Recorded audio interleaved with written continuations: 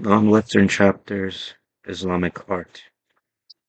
The art and buildings that I have listed all come from early Islamic times, and they may look different.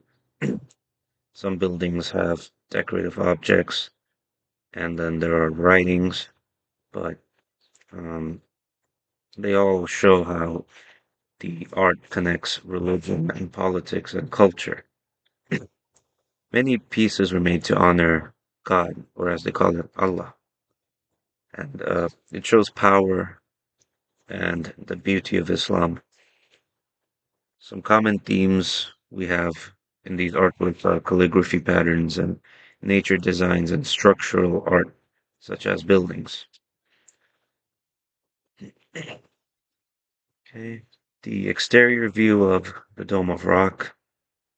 This is the outside view in Jerusalem, and it has a large gold dome and colorful tiles with all sorts of shapes and patterns.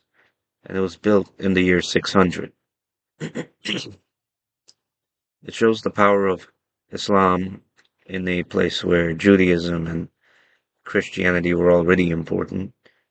And the shapes come from Roman architecture or Byzantine buildings, but it was used to send a new message that Islam is here. The inside view, there are a lot of mosaics, which is basically tiny colored glass pieces showing plants or animals, different patterns, and some Quran verses on the walls. These designs help people think about paradise and God, not the human world.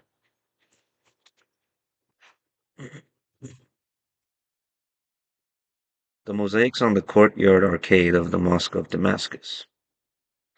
Uh, it shows gardens, trees, a river like paradise, and a bridge. These scenes were common in Roman and Byzantine art, but the Muslims gave them a new meaning. They didn't show people, but only peaceful nature.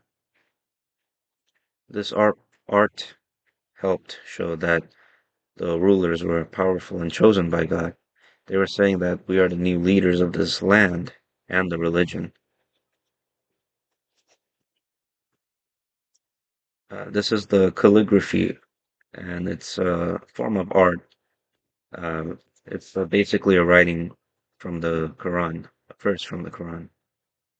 The Quran verses were in Kufic script, and they're from Syria. It's an early example of the Islamic calligraphy. Kufic script is a square shaped, bold type of writing which makes it easier to read and beautiful to look at.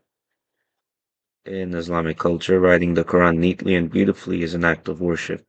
Instead of using pictures to teach religion, Muslims use words and decorations. So this is a octopus flask and a plate with a Kufic border.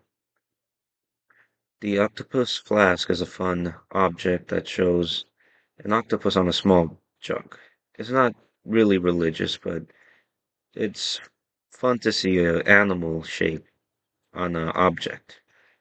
And it shows that Islamic artists were creative, even on simple objects. The plate with Kufic borders has writings along the edges.